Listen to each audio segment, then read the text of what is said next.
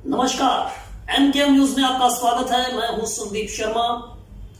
आज की इस रिपोर्ट में चर्चा कोरोना वायरस की, उस वायरस की जिसकी जद में पूरी दुनिया है। पूरी दुनिया के 17 करोड़ लोग इस वायरस से संक्रमित हुए। 35 लाख से ज्यादा लोगों ने इस वायरस में अपनी जान गंवा दी। भारत की बात करें तो भारत में भी कोरोना की वजह से मरने वालों का आंकड़ा जो है वो 3,52,000 के पार है। हालांकि ये आंकड़े जो है ये सरकारी आंकड़े हैं। अनऑफिशियल की बात की जाए, मीडिया रिपोर्ट्स और विशेषज्ञों की बात की जाए तो ये आंकड़ा बहुत ज्यादा है। ऐसे में ये सवाल पैदा होता है कि ये वायरस कहां से आया, इस वायरस का उद्गम, इस वायरस की उत्पत्ति कहां से हुई, कौन है इस वायरस का जन्मदाता, या यूं देसी भाषा के अंदर कहिए कि इस वायरस का बाप कौन है, जिसकी औलाद ने पूरी दुनिया के अंदर कोहराम मचाकर रखा है। यह जानना बहुत जरूरी है, क्योंकि भारत कोरोना वायरस की दूसरी लहर से गुजर रहा है।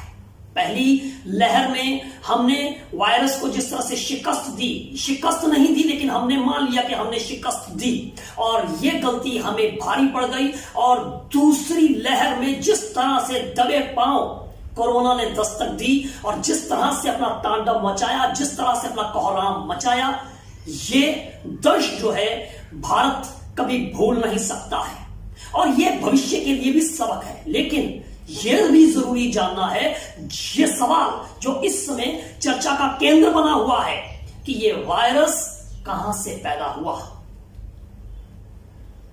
क्योंकि वजह यह है कि सवाल यह भी उठ रहे हैं कि वायरस कहीं जैविक हथियार के तौर पर इस्तेमाल तो नहीं किया गया। और शक की सुई जो है वो घूम रही है चिंदी चिंदी आंखों वाले, छोटी छोटी आंखों वाले पड़ोसी देश चाइना की तरफ।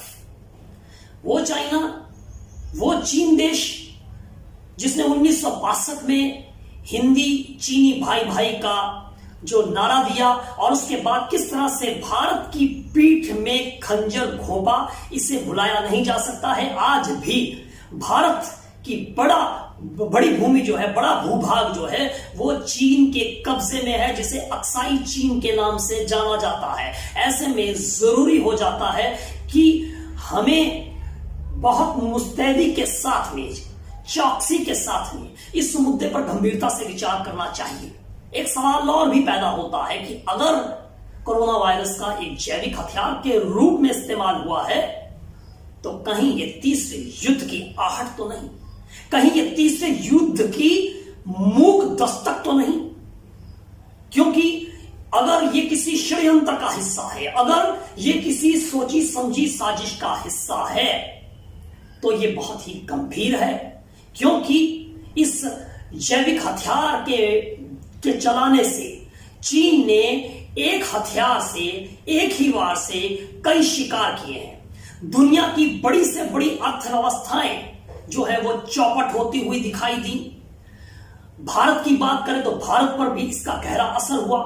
भारत की आर्थिक व्यवस्था जो है वो चौपट होती हुई दिखाई दे रही है। वहीं स्वास्थ्य व्यवस्था भी जो है वो चरमराती हुई नजर आई। ऐसे में इस बात पर गौर करना बहुत ज्यादा जरूरी हो जाता है कि ये वायरस कहां से पैदा हुआ। आपने भारतीय हिंदू पौराणिक कथा के अंदर रक्तबीज राक्षस का जिक्र सुना होगा। रक्तबीज राक्षस वो राक्षस था जिसे यह वर था कि उसकी बूंद जैसे ही धरती पर टपकेगी तो और राक्षस पैदा हो जाएंगे। यूं कहिए कि वो उस राक्षस का वध हो ही नहीं सकता था। लेकिन माता दुर्गा ने काली का रूप धारण करके उसके मस्तक को काट दिया और उसका जो है उसका मस्तक ही जो है वो खा लिया। उस पूरे के पूरे राक्षस को जो है वो माता दुर्गा जो है वो चट कर गई, उसका भक्षण कर लिया।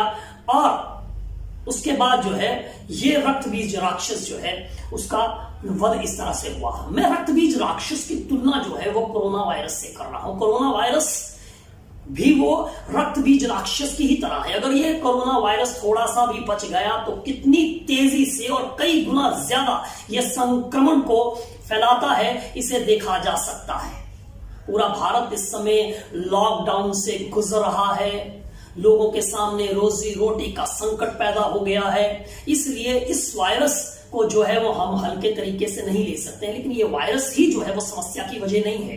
अभी ये पहली लहर है, पहली लहर गुजरी तो दूसरी लहर से भारत गुजरा है। अभी तीसरी लहर के बारे में विशेषज्ञ जो हैं वो कह रहे हैं, आशंका जता रहे हैं कि तीसरी लहर जो इससे भी ज्यादा खतरनाक होगी। ऐसी स्थिति के अंदर ये जानना बहुत जरूरी हो जाता है कि इस वायरस की उत्पत्ति कहां से हुई। अब आपके सामने जो सबसे बड़ी बात जो है वो ये साबित करती है कि इसमें चीन का जो रवैया है वो नकारात्मक है। चीन इस षड्यंत्र में जो है वो उसका जन्मदाता है, क्योंकि अभी अमेरिका के राष्ट्रपति जो बाइडेन ने अपनी जांच एजेंसियों को आदेश दिया है कि 90 दिनों के अंदर वो एक रिपोर्ट जो है वो दें कि इस कोरोना वायरस की उत्पत्ति कहां से हुई है, ये कोरोना वायरस कहां से पैदा हुआ है।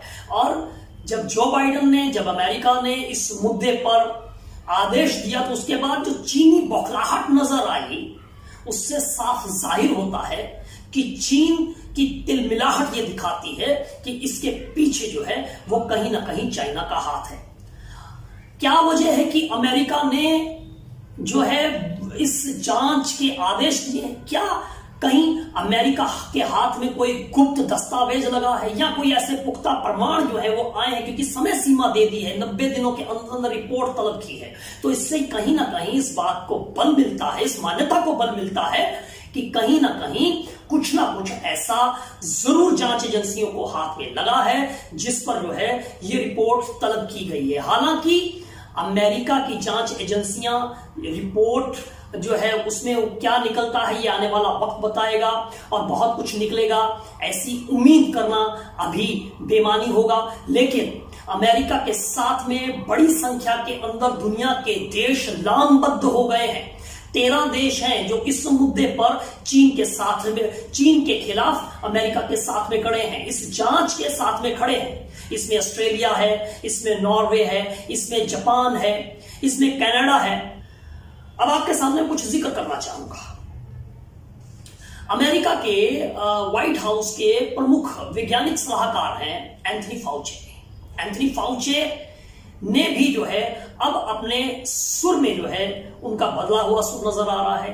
एंथनी फाउचे का कहना है कि इस बात से इनकार नहीं किया जा सकता है कि ये वायरस किसी लैब में जो है वो विकसित किया गया हो, ये वैल किसी लैब से निकला हुआ हो। इससे पहले फाउचे ने कहा था कि ऐसी संभावनाएं हैं कि ये वायरस जो है ये प्राकृतिक रूप से जो है वो किसी जीव से जो है किसी व्यक्ति में आया हो, चमगादड़ से किसी व्यक्ति में आया हो, उसके बाद ये संक्रमण जो है फैला हुआ है। लेकिन अब फाउचे ने यह कहा कि उन्होंने कभी भी इस बात से इनकार नहीं किया था कि इस वायरस की उत्पत्ति का कोई और कारण हो सकता है।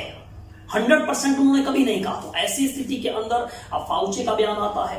और अब आपके सामने मैं जिक्र करूंगा, डेली मेल में एक खबर जो है वो छपी है। इस रिपोर्ट में सनसनीखेज जो है वो दावा किया गया है। बड़ा ही अहम खुलासा 2 वैज्ञानिकों ने किया है। इसमें से एक ब्रिटेन के वैज्ञानिक हैं प्रोफेसर डगलिश, और दूसरे हैं नॉर्वे के सोरेनसन। इनकी एक रिपोर्ट जो है वो डेली मेल समाचार पत्र में प्रकाशित हुई है, जिसमें इस बात में उन्होंने दावा किया है कि इस बात के उनके पास पुख्ता प्रमाण है, मौजूद हैं कि इस वायरस को जो है वो वुहान की लैब में विकसित किया गया। गुफाओं में रहने वाले चमगादड़ों से चीन के वैज्ञानिकों ने प्राकृतिक वायरस को निकाला। उस वायरस के साथ में जो है उन्होंने उसे आर्टिफिशियली डिजाइन किया और उसे स्पाइक से चिपकाकर बहुत ही खतरनाक वायरस जो है कि बना दिया। उसे बहुत खतरनाक वायरस और बहुत तेजी से घातक वायरस के रूप में विकसित किया, जिससे यह साबित होता है कि यह कहीं ना कहीं जैविक हमले का हिस्सा है। यह बायोलॉजिकल वॉर है, बायोलॉजिकल वेपन के तौर पर चीन ने इसका इस्तेमाल किया है। और उनका कहना है कि इसको छिपाने के लिए चाइना ने इस पर रेट्रो इंजीनियरिंग की, इस पर री इंजीनियरिंग की, ताकि वो अपने जो कुकर्म है उस पर पर्दा डाल सके, उसको छिपा सके, अपनी करतूतों को छिपा सके। लेकिन अब यह स्पष्ट हो चुका है कि चीन ने जो है वो इसे सोची समझी साजिश के तहत जो है इस वायरस को जो है विकसित किया।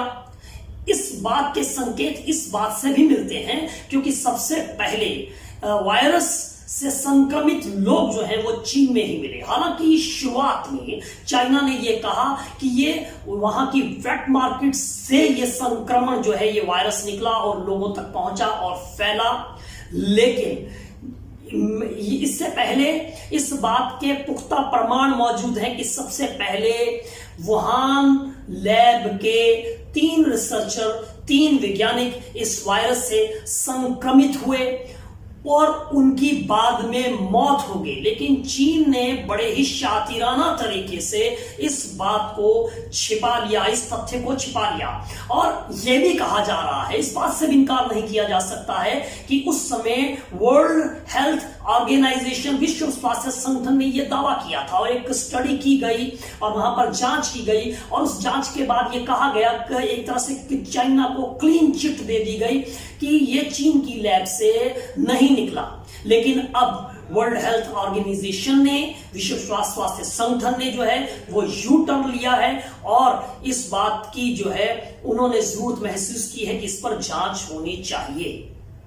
वहीं अमेरिका के जो प्रमुख वैज्ञानिक सलाहकार हैं एंथनी फाउचे ने भी कहा है कि इस बात की गुंजाइश है कि ये वायरस जो है वो लैब से निकला हुआ हो, आर्टिफिशियली इस वायरस को जो है डेवलप किया गया हो। हालांकि इससे पहले फाउचे ने कहा था कि हो सकता है कि ये जो है वो प्राकृतिक रूप से किसी चमगादड़ से किसी व्यक्ति में पहुंचा हो और उसके बाद ये संक्रमण फैला हो। लेकिन अब उन्होंने यू टर्न लिया है और जब उनसे इस बारे में पूछा गया तो उनका कहना है कि उन्होंने कभी भी इस संभावनाओं से इनकार नहीं किया था। उन्होंने कहा था कि ऐसी संभावना है कि ये प्राकृतिक रूप से विकसित हुआ हो, लेकिन ऐसी संभावनाओं से उन्होंने कभी इनकार नहीं किया कि इसे प्राकृतिक, इस वायरस को जो है किसी लैब में जो है वो विकसित नहीं किया गया है। तो स्पष्ट है जिस तरह से अंगुलियां जो हैं वो चीन की तरफ उठ रही हैं, क्योंकि कहते हैं कि धुआं वहीं होता है जहां आग होती है। तो ये धुआं जो है वो चीन की तरफ से उठता हुआ नजर आ रहा है। और दूसरी बात है कि चीन की बौखलाहट जिस तरह से नजर आ रही है, तो हिंदुस्तान के अंदर एक कहावत है कि चोर की दाढ़ी में तिनका। तो ये बौखलाहट क्यों, तिलमिलाहट क्यों? क्योंकि कहीं ना कहीं चाइना जो है इसमें शामिल है, इस षड्यंत्र में शामिल है। और यही नहीं, चाइना ने इससे पहले उन वैज्ञानिकों और उन लोगों की जुबान जो है वो बंद कर दी, उन्हें दबा दिया गया, उन्हें गायब करवा दिया, जिन लोगों ने इस पर जो है आवाज उठाने की कोशिश की। और ये कहीं कुछ छिपा हुआ नहीं है, ये रिपोर्ट्स जो है वो सबके सामने हैं। अब ऐसे में ये जरूरी हो जाता है कि भारत को बहुत ही मुस्तैदी के साथ में बहुत चौकन्ना रहने की जरूरत है, क्योंकि अभी तो कोरोना वायरस है, इसके बाद किसी और वायरस का हमला भी भारत पर, दुनिया पर हो सकता है।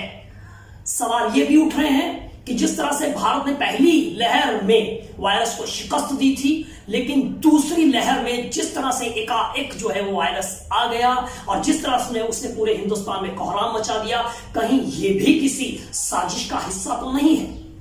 क्योंकि भारत के अलावा दूसरे देशों पर दूसरी लहर का उतना हिस्सा, इतना असर होता हुआ दिखाई नहीं दिया। तो ऐसे में भारत को और ज्यादा चौकन्ना रहने की जरूरत है।